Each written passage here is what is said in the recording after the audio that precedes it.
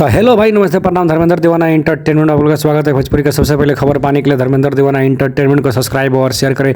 देखिए, power star Pawan Singh को बहुत लाजवाब खबर हम देने वाला है, वीडियो में बने रहिए। अब देखिए, पावर स्टार पवन सिंह का फैन का फिर भी धोखा मिल सकता है, क्योंकि पावर स्टार पवन सिंह का आज मोशन पोस्टर आने वाला था। पावर स्टार पवन सिंह का ये मोशन पोस्टर जो काला ओढ़ने का था वो अभी तक नहीं आया।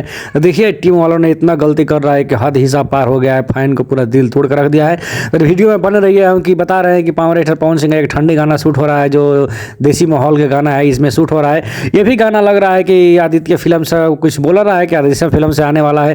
तो ये भी पूरा हमको कोई कॉन्फिडेंट नहीं लग रहा है, कि ये गाना फिर भी आ सकता है, क्योंकि कोई अच्छा अपडेट नहीं दे रहा है। वीडियो में बने रहिए। देखिए, पावर स्टार पवन सिंह का ये गाना जो है बहुत, इन लोग का जो मैनेजर है लोग ना, वो बहुत बेकार हमको लग रहा है। क्या ये मैनेजर जब से आया, जब से दिमाग खराब हो गया है क्या?